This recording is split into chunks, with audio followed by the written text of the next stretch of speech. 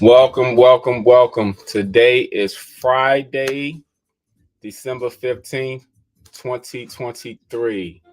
And welcome to another episode of Real Estate, Real Life, Real Talk, and Real Live with your host, myself, Damon, the agent, coming to you on another Friday afternoon. I want to first thank each and every one of you all for joining me. Second of all, I want to say that time is flying, y'all. We're at December 15th. This is the middle of December, and next thing you know, it'll be 2024. So I just want to say congratulations to each and every one of you all because unfortunately, many people didn't make it this year. Where we are today. Okay, so I also want to say let's get into it. Normally, I start my show off, as you know, with the latest real estate news, and then I'll jump into a Q&A. That's questions and answers. So if you all have any questions for me, please feel free to, you know, please feel free to let me know, and then we can go from there. All right. So, hold on for 1 second, you all.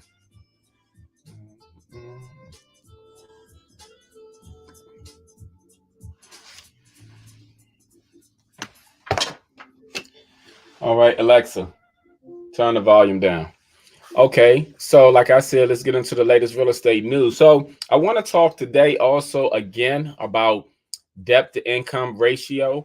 I know I briefly talked about that probably a couple of weeks ago, but I also wanted to get back into that because I had a conversation earlier this week and we were talking about debt to income ratios. And then sometimes some people don't seem to get a clear understanding. So I just wanted to elaborate a little bit more in reference to when people are getting approved for a home loan. And the reason why I want to elaborate a little bit more is because some people have the idea that if they have a very high credit score, or if they earn a lot of money, that they're automatically approved for a home loan. And that is not always the case. Lenders today, and like I briefly mentioned before, lenders today, their guidelines change all of the time. It's always evolving with them. Just like if you go back over 15 years ago, 20 years ago, they used to have a loan called stated loans. And that was basically when you just stated how much your income was, and they went by what you said. They didn't verify anything back then. And that's stated no doc loans, and they don't have that anymore. And it's a big reason why they don't have that anymore because they looked at all of the people who were getting home loans back then, and a lot of people were getting, excuse me, a lot of people were getting home loans and then were turning around buying another home, and then they were letting their first home go into foreclosure. They didn't care, unfortunately. A lot of people were just being irresponsible, but they never verified it. And then they also were finding in many cases that some people were actually foreclosing on their home because they couldn't afford the payment, because people were saying, yes, I earn 150,000 a year. And if they got a high enough credit, if they had a high enough credit scores, all they did was took their word. So because of that, come to find out, some people buy homes and end up being house poor, meaning they buy the home, they can't furnish it, and at the same time, sometimes they can't even eat because of the fact is they're just spending all their money paying their mortgage. So the debt to income ratio, came in as far as verifying people's, what their asset was, what's on their credit report. So once the guidelines have changed, some people who earn a high salary, they're not always good with money. And people, I'm saying, tend to think, oh, because a person earns $200,000 a year or more, or whatever the case may be, $100,000 a year, or even $50,000 a year, that sometimes they should automatically be good with money. But in many cases, sometimes the more money that a person earns, what ends up happening is the more debt that they actually have, because they have access to a lot of things. Sometimes they get a lot of credit cards. They run up all their credit cards. The more money you earn, the more your lifestyle tends to change. So the debt to income ratio plays a huge factor when it pertains to the approval amount. For example, I know a young lady. She makes very good money.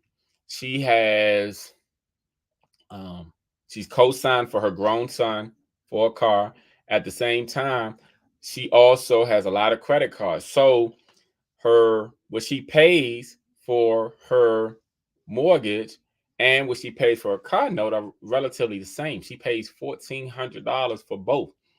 And at the same time, she has all these credit cards that are ran up. So her debt is extremely high. So I have another couple client in which they currently own a home. They want to buy another home. Their credit is not good right now. So they were saying, can they buy another home? And I explained to them, unless you are buying it with straight cash from the equity of your home, or you get some cash somewhere else, there's a slim possibility of doing so, because the lenders tend to verify not only your credit scores are a huge factor. Your your annual income is a huge factor, but also your debt to income ratio. This is a huge reason why a lot of 1099 employees cannot get approved for a home loan. Many 1099 employees would say that they actually earn over six figures, but a lot of times the 1099 employees can't get approved for a home loan. It's not because of what they earn, it's because when they show their taxes, many of them write off nearly everything. So if they earn $200,000 a year, many of them are writing off $200,000 a year. So the lending guidelines have changed to the point where, okay, you earn $200,000 a year, you wrote off $200,000 a year, so now you actually earn zero. And the fact that you actually earn zero is what the lenders tend to look at, because your debt to income ratio is factored to the point where whatever your income is minus your debt. And that's going to leave them with your annual income is. And then based off your credit, they look at your credit reports, they see what's on there as well.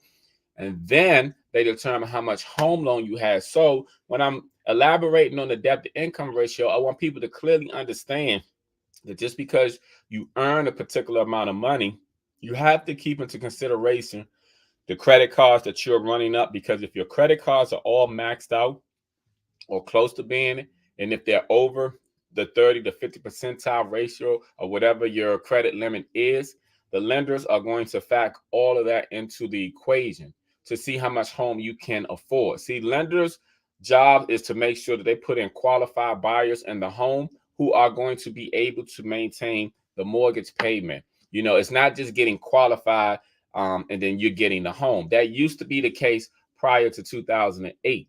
But now things have changed so much. That's, like I previously mentioned, it's always evolving when it pertains to the real estate market, also when it pertains to the lending guidelines. So the debt to income, I please want people to just focus on whatever your earnings are. Try to live below your means, because just because you have some money don't mean that you should actually go spend some money. You have to invest in yourself. You have to invest in your future. So if you're investing in yourself and investing in your future, then this situation won't affect you when it pertains to when it's time for you to purchase a home. But if you're being careless because you earn a lot of money, and you're running up things and you're paying for things and you're always spending, just because you earn a lot of money doesn't necessarily mean that you're going to qualify. So, because the lenders are going to factor in everything. You can earn $500,000 a year. If you write off $500,000, you earn zero. You can earn $500,000 a year. If you have $469,000 in debt, then they're going to say you only earned $31,000. So please take that into consideration when it pertains to getting approved for a home loan. Now, I also want to talk about the fact we're going into 2024. So I'm also looking for any people who are interested in getting into real estate, whether you are a new agent, whether you're a seasoned agent. I'm looking to grow my team next year. So I'm actually looking for qualified and suitable people, people of good character, people of morals and values, people who want to help others to do well and to achieve their goals. So if you're interested, please reach out to me so we can have a conversation, because next year I'm looking to do some things with the Soul Supreme team. As you see at the bottom right here, I am the CEO of the Soul Supreme team. I used to have my team when I was with Remax. I had to dismantle the team due to some things that were going on, but I'm looking to rebuild my team. So I'm just looking for some good people, good people who want to do well, and people who are looking to learn from one of the best who's been around for, I'm going on 19 years next year. So please come join me if you are looking to get into real estate, or if you're already in real estate right now and you're looking to just explore, grow, learn as you earn. Please reach out to me because I am looking for some good people to join my team. I appreciate that. So I'm going to go into my next segment, which is the Q&A, which is questions and answers. If you have any questions real estate related, please post them so I can answer them. So hold on for 1 second.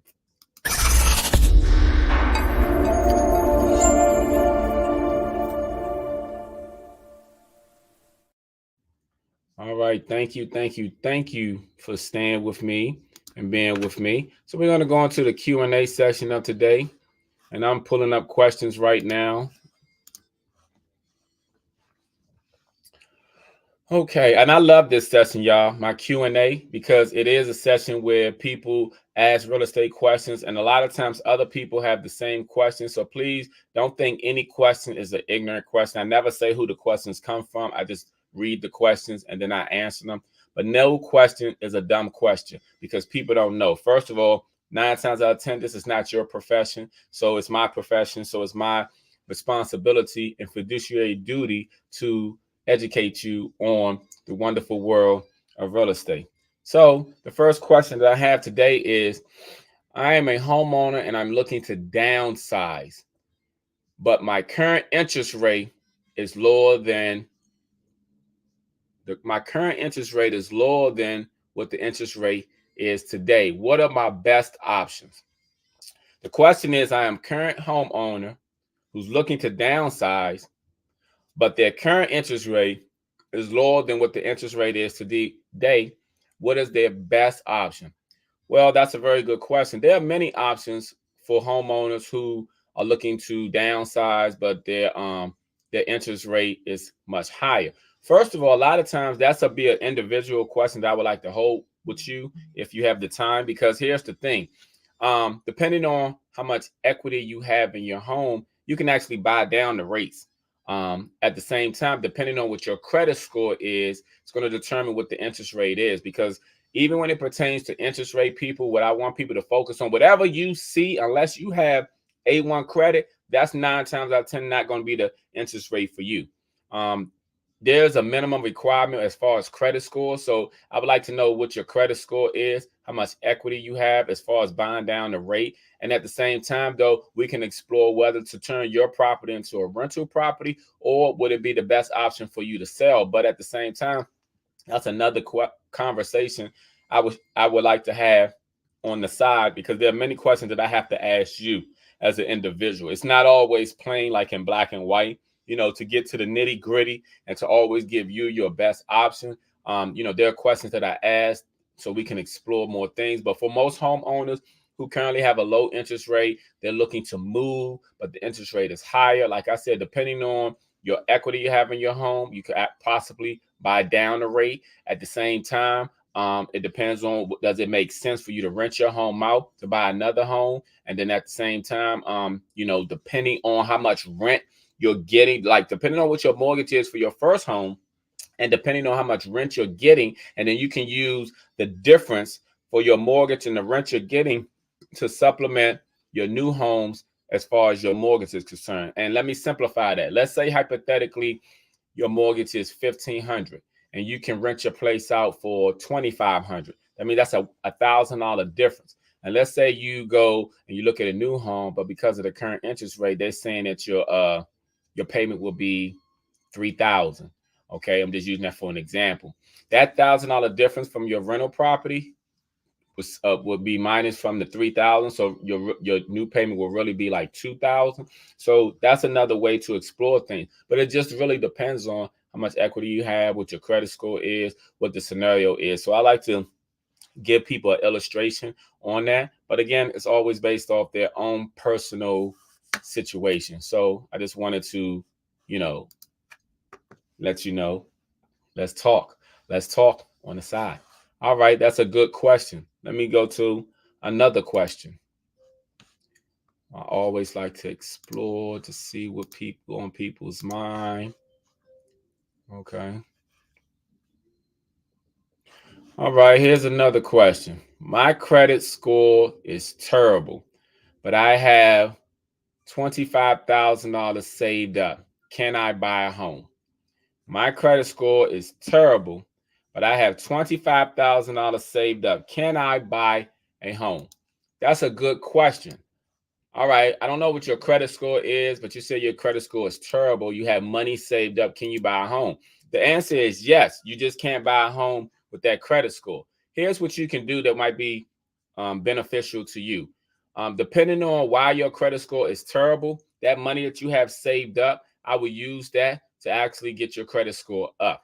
Whether it's using that to speak to a credit specialist or using that to handle what's on your credit report, as far as whatever you owe on your credit report that's causing your credit scores to go down or to be down. Once you address that, even though you have money saved up, there's always money out here to help people with down payment and also closing costs. And because also the shift that's been currently happening in the real estate market, in some situations, in some, not all, we can also get the sellers to assist with some of your closing costs. So the money you have saved up is good, but you need to get your credit scores up. Unless you get enough money to buy a home for straight cash, as long as you still have to get approved for a home loan, most lenders want your credit score, the middle score, to be a minimum of 620. Some will go down as low as 580, but that's going to cost you. So if you can work on whatever's making your credit score go down, pay that off, pay off those bills, it'll eventually make your credit score go up. And then once it goes up, we can look into all of these fundings that can assist you with down payment and closing costs. And in some cases, they'll contribute up to,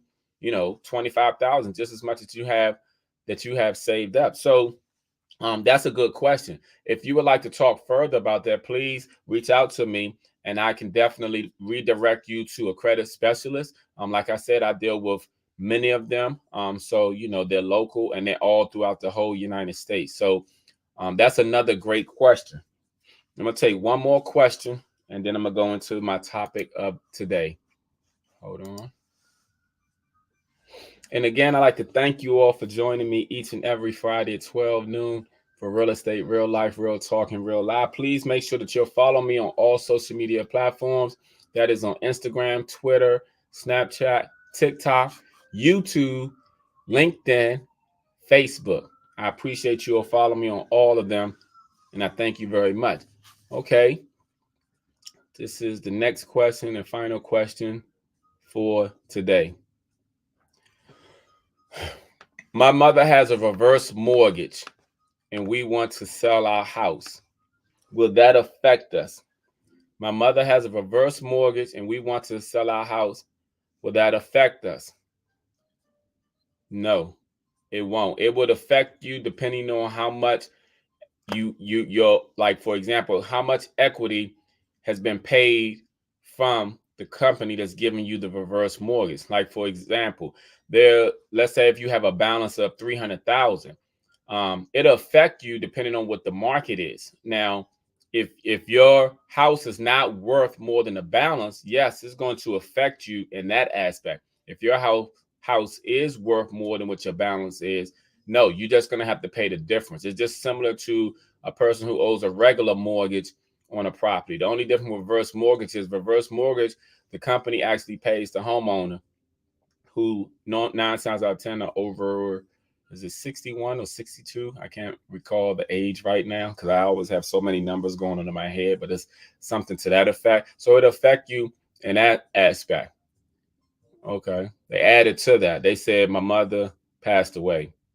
Okay. Well, that changes the whole dynamic. It'll affect you to a certain point, but at the same time, though, what it is, though, is your mother passed away. So what you have to take into consideration with a reverse mortgage, that depending on when your mother passed away, most banks try to obtain that property.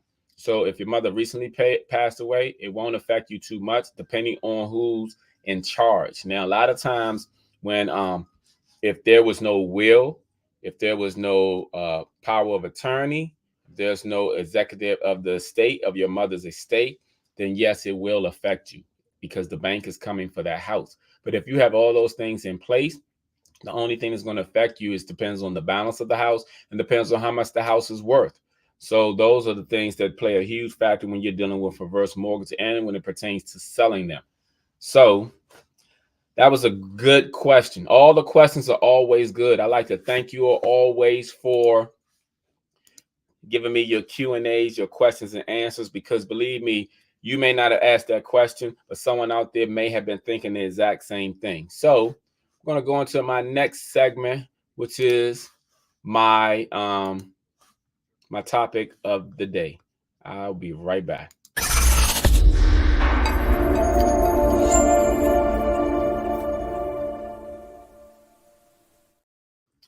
Okay. Again, thank you for joining me. Please make sure you all follow me on all social media platforms: TikTok, LinkedIn, Instagram, Facebook, YouTube, and Snapchat.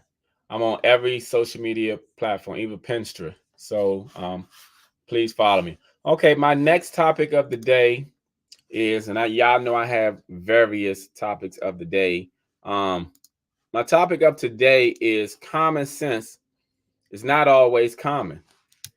Common sense is not always common. Now, I wanted to talk about this briefly about, the lack of common sense by so many people. Sometimes we may feel like because we're book smart or because we're street smart or because we're any type of intellectually, sound, that we have common sense. But common sense is not always common. Common sense is basically having the good sense and sound judgment in practical matters. That's what common sense is. It's having good sense and sound judgment in practical matters. Let me give you an example. Have you all ever been driving, and a person would just cut over without putting signals on, would just cut over, and if you didn't stop, they would have ran into you? Or you drive all the time, you see all these accidents, but sometimes some of these accidents could be prevented. See, sometimes it's lack of common sense on top of lack of driving skills, but that's some of it's common sense. Now, I'm not just talking about driving when I'm talking about common sense. I'm talking about in our everyday lives. A lot of times we make the assumptions that people should know. They should know. They should know.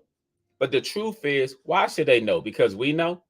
Yes, it seems like it's a no-brainer most of the time. But truth be told, a lot of people don't use their brain. It's a scientific fact that most of us only use 10% of our brain, if that. And because of that, a lot of times we like to make the assumption that, oh, they should know that. That's easy. That's a no-brainer. But a lot of times we don't know the cognitive function of people's brain. What's going on? Are they using their left brain? Are they using their right brain? That's like when we're left or right-handed. It's brain function that determines a lot of that. So when it pertains to common sense, I'll just like to say common sense is not always common. What we have to do is start actually saying to ourselves, they don't know any better. Because that's what I do. Like, for example, I'm gonna go back to driving. When I'm on the road and people are doing dumb things on the road, and that's what I say, dumb things, because I call a lot of people idiotic drivers, because sometimes people should be focused on what's in front of them, but they're looking in their driver's side mirror or their rear view mirror looking at you for what? The road. You can never move forward at a good pace if you're always looking behind you. That goes the same in life. But when it pertains to common sense, y'all, we think that everyone knows what we know. And the truth be told is people don't know what we know, even when it's simple. Even when it's simple. Like, I can't tell you all the number of times, even dealing with my kids, my grown kids, and I say certain things, and I'm looking at them like, are you stuck on stupid? That's what I say to myself. I don't say that to them, but then I started to say to myself, okay, well, maybe they didn't learn. Maybe I didn't show them. Maybe their mother didn't show them. I try to give the benefit of the doubt. And I'm saying that to say that we have to start giving a lot of people out here the benefit of the doubt, because truth be told, there are a lot of people lacking common sense. There are a lot of people lacking book sense. There are a lot of people lacking street sense. There's a lot of people who are just lacking things altogether. But at the same time, though, we don't know what's going on in people's mind. We don't know what thoughts they have. We don't know if they're daydreaming. We don't know what really is going on with anyone else but ourselves. But I'm trying to explain to you that even to some of the people that you run into, some of the people that you talk to, you'll find out that common sense ain't common. It ain't common. It should be, but that's too much like right. Expecting people to do things like us or to feel or know things like we do, even though things are so simple. See, somebody had to tell me one time, Damon, everyone ain't you. That's what someone said to me. So I'm going to say that to you. Everyone ain't you.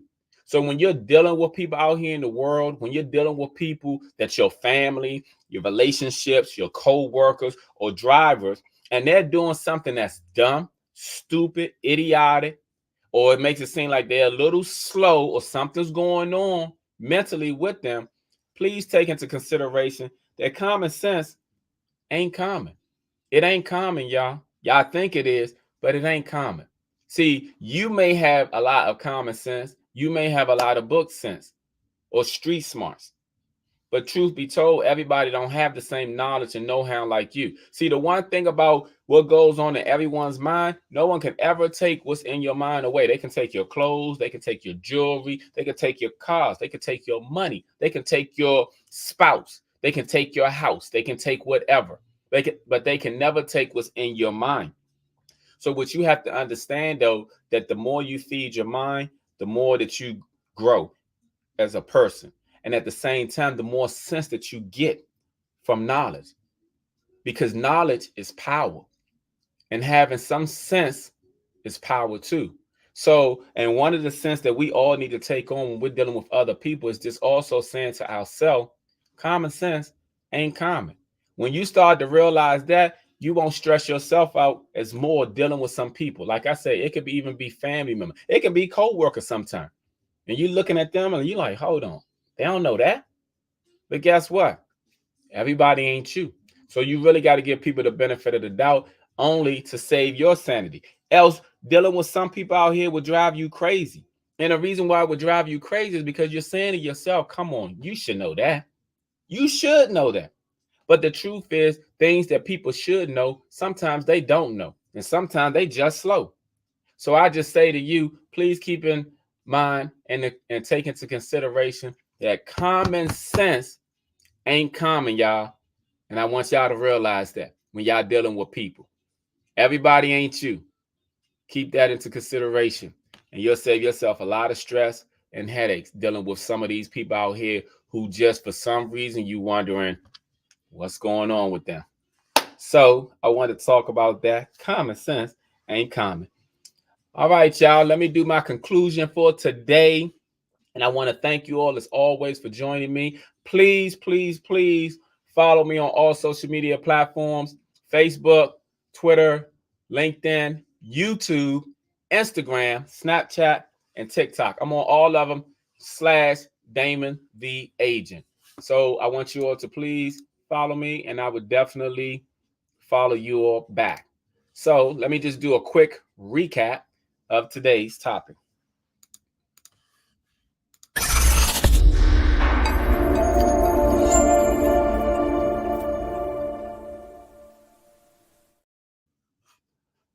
All right, y'all. So, brief recap. I talked briefly about debt to income ratio. Please take into consideration all the times you're out here charging your credit cards up. Every time you get money doesn't mean that you just automatically spend money.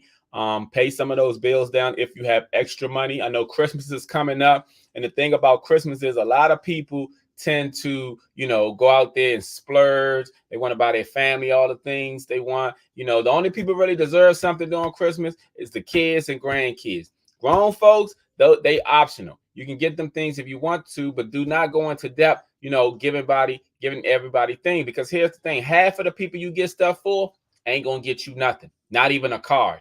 Trust me. Half of them ain't gonna even give you a card. They're just going, oh, thank you. They're not even giving you a card, but yet you didn't went into debt trying to appease and satisfy someone who ain't gonna care nothing about your bills in January. So please take that into consideration. And at the same time, if you're looking to buy, the lenders will factor that in. And also, if you're also looking to buy, always visit my website, DamonTheAgent.com. And then also, I wanted to talk about common sense, y'all. Common sense ain't common. You think so, you think it should be because of who we are, but just because we may have knowledge and know-how doesn't mean everybody have our knowledge and know-how. So please always take that into consideration when you're dealing with people. Otherwise, it can drive you crazy because sometimes they might even be crazy. So I want to end it on that. I thank you always for joining me at Real Estate, Real Life, Real Talk, and Real Live. I will see you on next Friday, the Friday before Christmas. I might even put a Santa Claus hat on if I can find one. But at the same time, I appreciate you all always for giving me your time. And also, please follow me on all social media platforms: Facebook, LinkedIn, Twitter, YouTube, Instagram, Snapchat, and TikTok. And I'll see you around, y'all. Y'all have a good day and weekend.